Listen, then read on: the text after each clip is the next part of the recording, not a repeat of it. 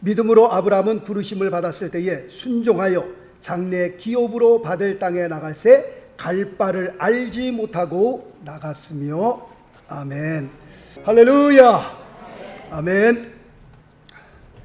또 지난주에 이어서 오늘 세 번째 아브라함의 믿음에 대해서 같이 말씀을 나누게 됩니다. 히브리서 11장 8절 말씀은 창세기 12장 1절과 연관을 가지고 있다라고 말씀을 드렸는데, 다시 한번 창세기 12장 1절 말씀을 보겠습니다. 여호와께서 아브라함에게 이르시되 너는 너의 본토 친척 아비 집을 떠나 내가 내게 지시할 땅으로 가라 라고 말씀하셨습니다. 그리고 이 말씀에 대해 히브리서 11장 8절 오늘 읽어드린 말씀에는 이렇게 기록하고 있습니다. 믿음으로 아브라함은 부르심을 받았을 때에 순종하여 장래 기업으로 받을 땅에 나갈새 갈 바를 알지 못하고 나갔으며 라고 히브리서 11장 8절은 설명하고 있습니다.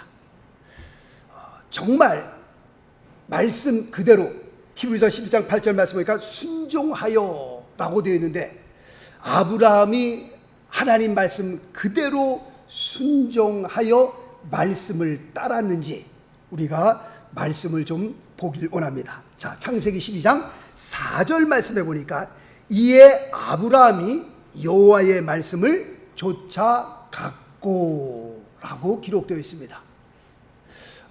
여기까지는 굉장히 좋아 보입니다. 지금 창세기 12장 4절 말씀, 이에 아브라함이 여호와의 말씀을 쫓아갔고, 이 아브라함의 순종에 대해서 우리는 모두가 아멘으로 화답할 수 있습니다. 그런데 문제는 4절을 조금 더 자세히 우리가 보게 되면, 말씀 볼까요? 창세기 12장 4절 또 그 다음 말씀 보면 롯도 그와 함께 갔으며 라고 되어 있습니다. 하나님의 말씀을 순종하여 가기는 갔는데 12장 4절 말씀 보니까 롯도 그와 함께 갔다라고 기록되어 있습니다. 사실 조카 롯뿐만 아니라 아버지 데라까지도 함께 떠났습니다. 자, 또 말씀 볼까요? 창세기 11장 31절 말씀에 보니까 데라가 아브라함의 아버지죠. 그 아들 아브라함과 하란의 아들 그 손자 롯과 그 자부 아브라함의 아내 사레를 데리고 갈대아 우르를 떠나라고 되어 있습니다. 지금 창세기 11장 31절 말씀 보니까 그 문맥을 볼 때에 지금 누가 앞장을 서서 가는 것 같아요? 데라가 모든 아들, 그 다음에 며느리, 그 다음에 조카 롯까지 해서 데리고 갈대아 우르를 떠나라고 말씀을 보니까는, 아, 데라가 지금 앞장을 서고 있구나 라는 그런 느낌을 받습니다. 하나님 말씀에 의하면 아브라함은 갈대아 우르뿐만 아니라 갈대아 우르를 떠날 때에 친척 아비까지도 다 내버려 두고 떠났어야 했던 겁니다. 그런데 아브라함을 보면 아브라함이 떠나기는 떠났는데 다 함께 떠났구나라는 것을 우리가 보게 됩니다. 하나님께서 아브라함에게 말씀하셨을 때 너는 떠날 때에 친척과 아비와 함께 떠나라, 그렇게 말씀하지 않으셨습니다. 그런 말씀이 없습니다. 그래서 그런지 이 일로 말미암아 나중에 아브라함은 조카 롯과 큰 싸움이 일어나게 되고 그 싸움으로 말미암아 서로 헤어지게 됩니다. 자, 그 다음에 또 문제를 보면 말씀 보겠습니다. 창세기 12장 4절 말씀 보니까 아브라함이 하란을 떠날 때에 그 나이 75세였더라 라고 되어 있습니다.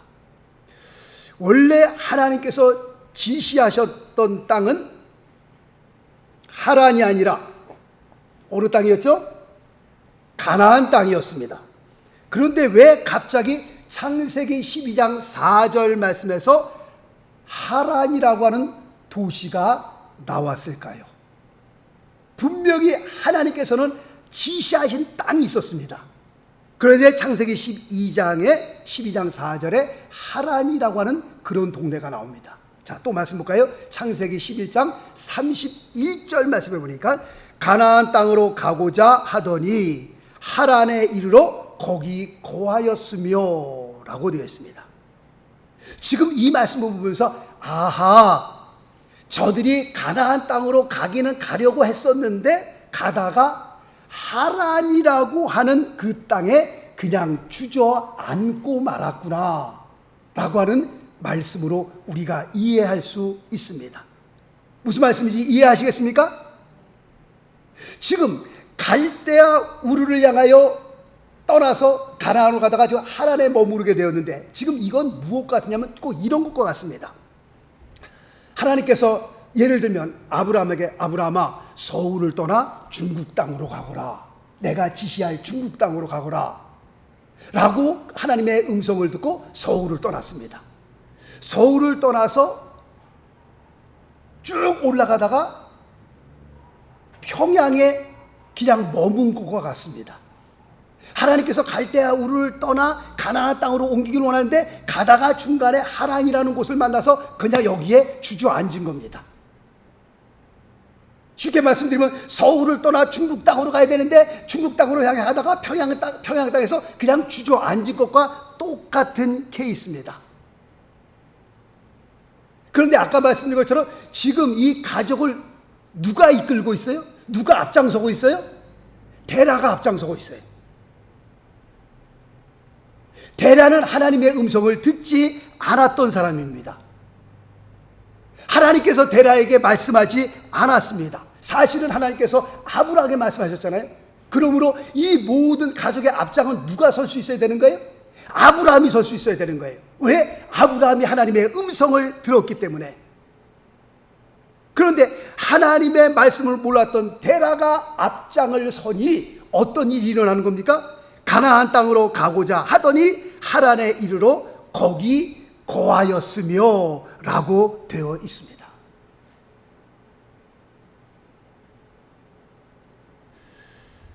갈대아 우르와 그 하란이라고 하는 것은 같은 문화권에 속해 있습니다. 하란에 있어도 같은 문화권이기 때문에 아무런 생활에 불편함 없이 살 수 있는 곳이 하란이었습니다. 그런데 가나안 땅으로 들어가게 되면 가나안 땅은 갈대아 우르 하란이라는 곳과 전혀 문화가 다른 곳입니다. 서울과 평양, 물론 좀 차이는 있지만 같은 문화권입니다. 언어가 통하고 그 다음에 음식도 비슷하고 그 다음에 생각도 뭐 별로 이렇게 틀리지 않고 같은 문화권 속입니다. 그래서 서울에 살든지 평양에 살든지 그렇게 큰 어려움은 없습니다. 그러나 조금 더 갖고 중국 땅으로 들어가면 어떻게 해요? 문화권은 완전히 바뀌는 겁니다. 다른 문화입니다. 완전히. 갈대아 우르를 떠나 지금 가나안 땅으로 가는데 하란에 머문 것은 같은 문화권이기 때문에 그렇습니다. 편합니다. 그런데 가나안 땅으로 들어가자니 이게 모든 것이 다 맞지가 않습니다. 그래서 데라가 생각하기를 가나안 땅은 쉽지 않은 곳이요, 적응하기 힘든 곳이요, 큰 부담이 있는 곳이었습니다. 그래서 데라가 가족을 이끌고 가다가 아브라함아, 우리가 굳이 꼭 가나안 땅까지, 중국 땅까지 우리가 갈 필요가 있겠냐?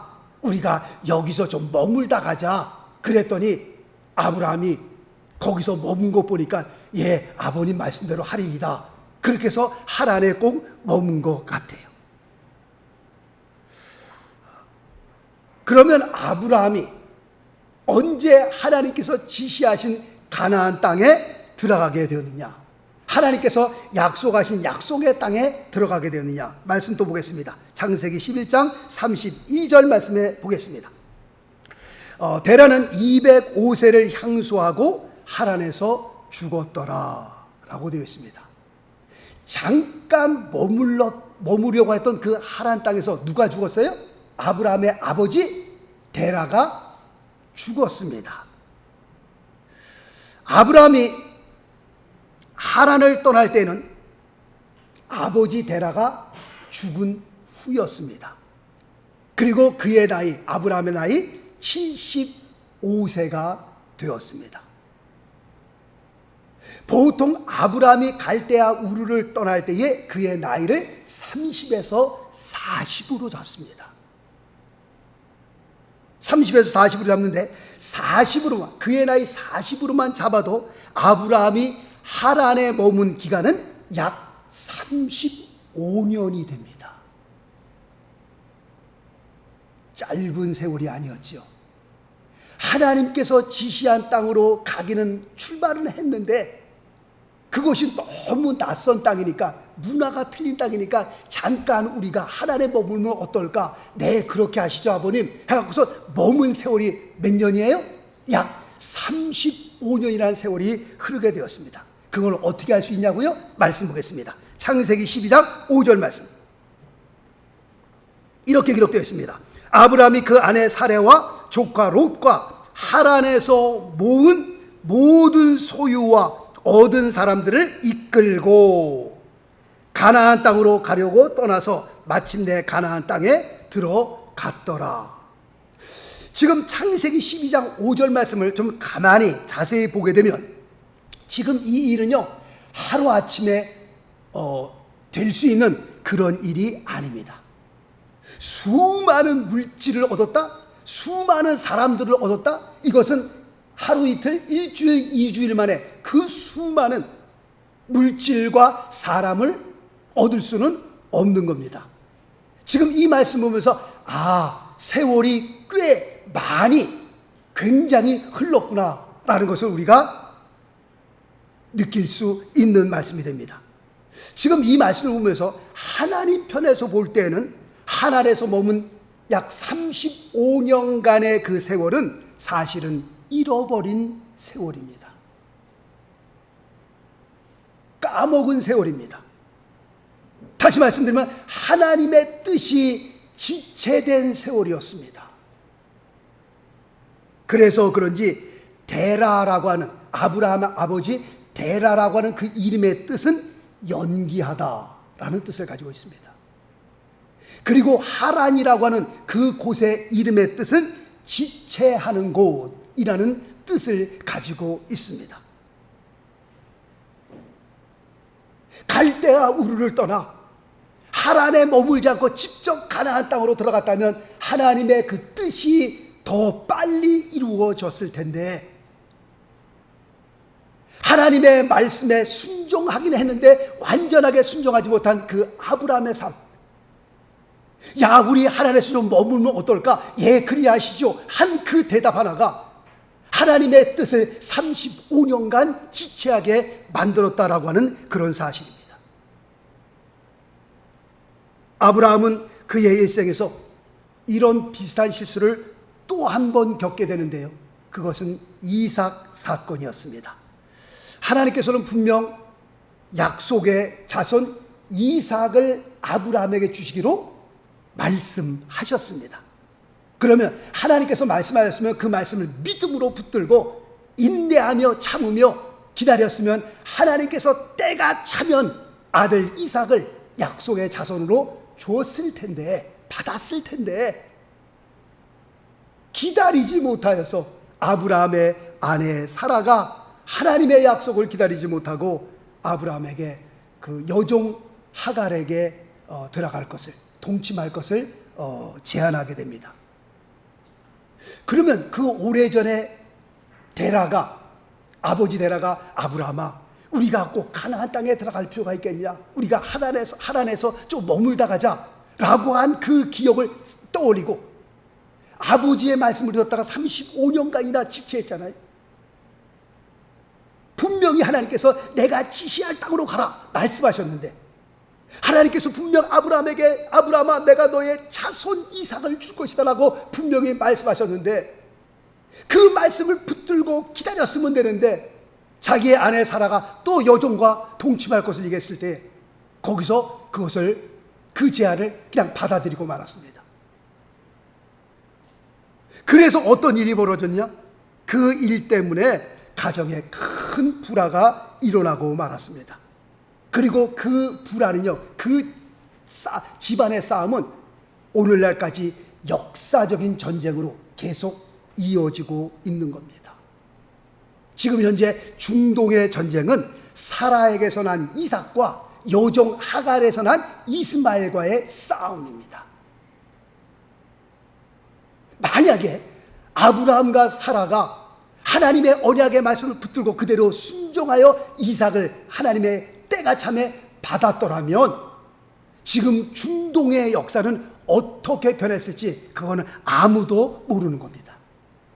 아마 중동의 역사는 크게 달라졌을 것입니다. 아브라함의 또 다른 실수가 여기 있는 거예요.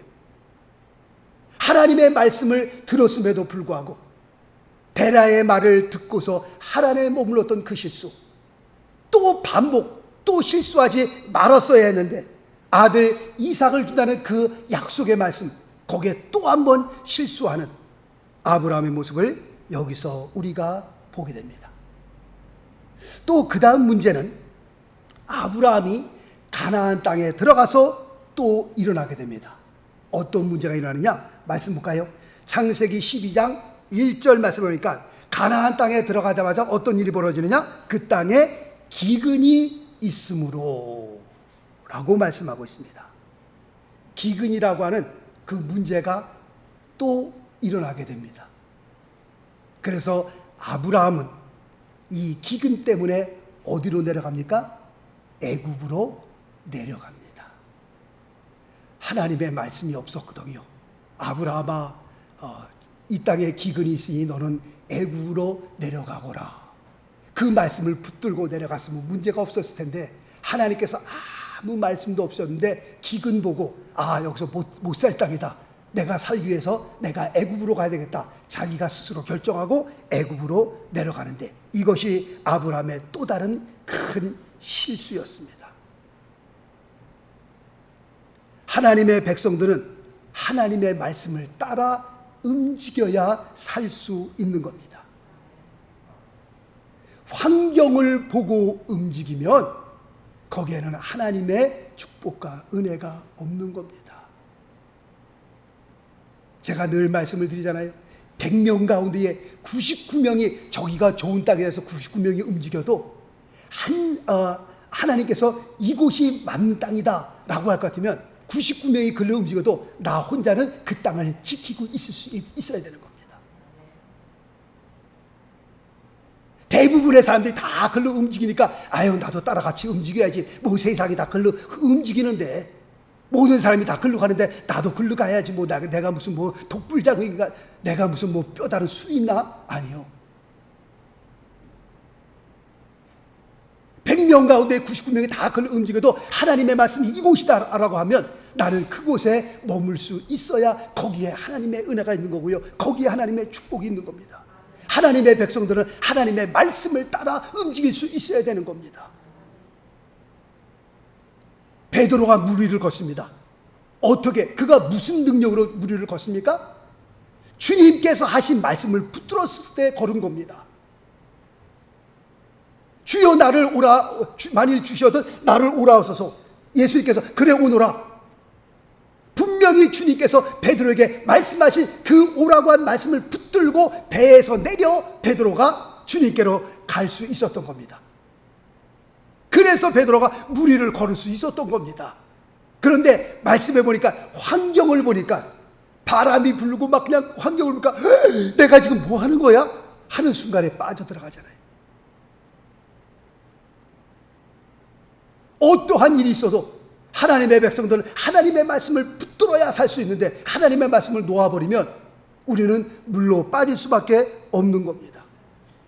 하나님의 말씀이 없었음에도 불구하고 이 지금 환경을 보니까 기근이 생겼네. 나 여기서 있다가 그냥 죽을지도 모르겠네. 내가 살려면 어떻게 해요? 애굽으로 내려가야 되겠네 하고 애굽으로 내려갔는데 거기서 문제가 터진 겁니다.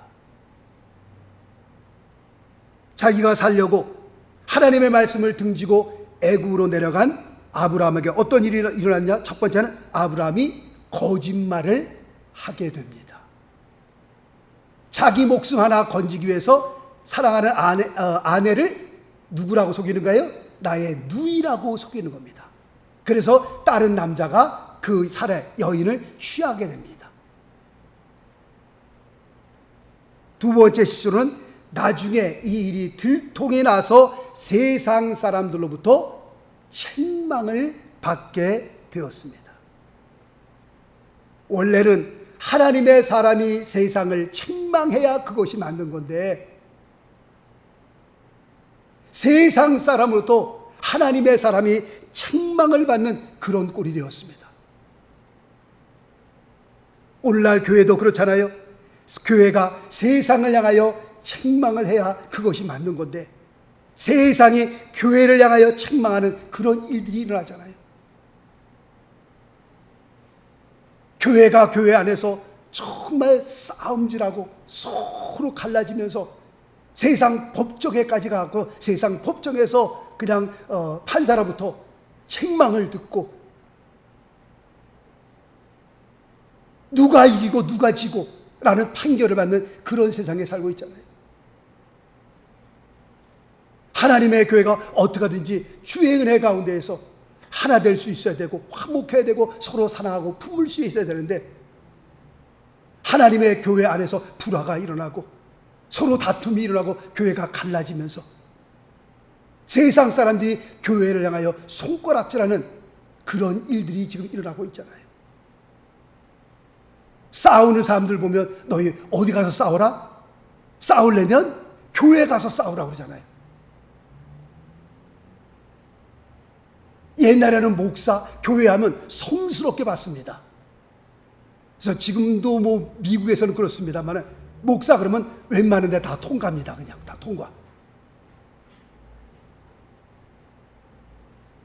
그런데 목사들도 이제는 뭐 사건들이 너무 많이 터지니까 이제 목사라고 믿질 않습니다. 옛날처럼. 진짜 목사냐고 목사증 보여달라고 그러고요. 교회가 세워지면요, 옛날에는 교회를 성스럽게 봤습니다. 그런데 지금 교회가 세워지면요, 사람들이 좋아하지 않습니다. 또 교회가 세워졌네. 이런 세상에 우리가 살고 있습니다. 교회가 세상을 책망해야 되는데 세상이 교회를 책망하고 있는 그런 세대에 우리가 살고 있는 겁니다. 지금 우리가 쭉 아브라함에서 제가 말씀을 드렸는데, 아브라함의 그 믿음에 대해서 말씀을 드렸는데, 우리가 지금 아브라함의 이 믿음의 삶을 쭉 보면서 아브라함이 이렇게 되었다면, 이런 삶을 살았다면 우리에게도 소망이 있지 않겠는가? 하나님께서 아브라함을 부르셨을 때에 저희는 처음에 아브라함이 완전한 사람인 줄 알았어요. 하나님께서 아브라함을 들어 믿음의 조상으로 삼으시고 온 인류를 그를 통해서 축복하는 통로로 삼으셨으니까, 하나님께서 아브라함을 부를 때 그는 100% 완전한 사람인 줄 알았어요. 이야, 아브라함 같은 사람? 우리는 꿈도 못 꾸는 그런 사람으로 알고 있었습니다. 그런데 오늘 잠깐 말씀을 통해서 쭉 보면서 아브라함의 실수, 아브라함의 넘어짐을 보면서 그렇다면 우리에게도 소망이 있지 않겠나라는 생각을 해봅니다. 완전히 준비된 사람이 아니었던 거예요. 완전한 믿음의 사람이 아니었던 겁니다. 하나님께서 그를 부르셔서, 부족하지만 그를 부르셔서 어떻게 해요? 하나님께서 다루시고, 이렇게 다루시고, 또 하나님께서 참으시고 또 참으셔서 마침내 믿음의 조상 아브라함으로 그를 세우신 겁니다. 사실 아브라함이 하나님 앞에 인정받기 위해서는요, 창세기 12장 1절에서 부름을 받았잖아요. 12장, 13장, 15장, 15장 쭉 지나면서 창세기 22장에서 지금 한 10장 정도 되지만 세월이 굉장히 많이 흘러간 겁니다. 창세기 22장에서 하나님께서 비로소 이제야 라는 그런 단어를 씁니다. 창세기 22장에서 마지막 그를 테스트하면서 그 테스트를 통과하면서 하나님께서 아브라함에게 이제야 내가 나를 경외하는 줄을 알았노라 라고 말씀하시면서 창세기 12장 2절에서 말씀하신 그 축복의 말씀을 다시 한번 거기서 컴포 시켜주십니다. 언제 인정을 받아요? 창세기 22장 100세가 넘어서야 하나님 앞에 인정을 받게 됩니다. 그동안 하나님께서 무지하게 참아주셨던 거죠. 그동안 하나님께서 그를 다루시면서 깨트리시고 뽀개시고, 하나님께서 정말 작품을 만들기 위해서 깎으시고, 그다음에 그래서 아브라함이 생겨난 겁니다. 지금 우리의 믿음을 볼 때에 우리의 믿음이 하나님과 사람 보시기에 완전한 믿음의 사람이라고, 그런 믿음을 가졌다고 여러분들 자부하십니까? 그렇지 않습니다. 완전하기는커녕 한심스럽고요, 그 다음에 또 실망스럽습니다. 저도 제 자신을 바라보면서 내가 과연 목사일까? 이래가지고 어떻게 목회를 하겠나? 이래가지고 어떻게 주의 양떼를 칠 수 있겠나? 정말 제 자신을 바라볼 때도요, 한심할 때 많고요, 정말 실망스러울 때 많습니다. 그래서 어떨 때는요, 집사람에게 얘기합니다. 나 목회 그만둘까 봐. 이래갖고 무슨 자격이 있겠어? 정말 자신을 바라보며 한심스러울 때가 많습니다. 그럼에도 불구하고 분명 하나님께서는 나를 향한 계획과 나를 통해 새롭게 그 이루실 역사를 위해 아브라함처럼 지금도 나를 만들어 가신다고 하는 확신을 가질 수 있기를 바라겠습니다. 분명 하나님께서는 우리를 통해 영광을 받으시길 원하시고, 우리를 아브라함같이 정말 축복의 통로로 사용하기를 하나님께서 원하고 계시는 겁니다. 그렇다고 할 것 같으면 우리가 그날을 바라보면서 하나님께서 오늘도 나를 그렇게 하기 위해서 나를 만들어 가시는구나, 하나님께서 나를 참고 계시는구나, 창세기 12장 1절에서 부르신 그 하나님께서 창세기 22장에서 이제야 내가 나를 경외하는 줄 알았노라 라고 한 그 많은 세월을 참고 기다려 주셨던 것처럼 하나님께서 나를 그렇게 참고 기다려 주시는구나. 내가 오늘도 실수하지만, 내가 오늘도 한심스럽지만, 그럼에도 불구하고 내가 또 일어나고 또 무릎 꿇고 기도하고 또 무릎 꿇고 기도하는 것은 마침내 하나님께서 아브라함을 들어 그렇게 사용하셨던 것처럼, 분명 하나님께서 나 같은 죄인이지만, 정말 아무것도 아닌 죄인이지만 나 같은 사람을 들어 하나님께서 역사해 주시라고 우리는 확신하는 겁니다. 우리가 그날을 바라보면서 조금도 실망하지 마시고 한 걸음 한 걸음 나아갈 때마다 용기를 가지시고 소망을 품고 하나님 앞에 쓰임받는 그런 귀한 삶 되시기를 예수 그리스도 이름으로 축원합니다. 기도하겠습니다.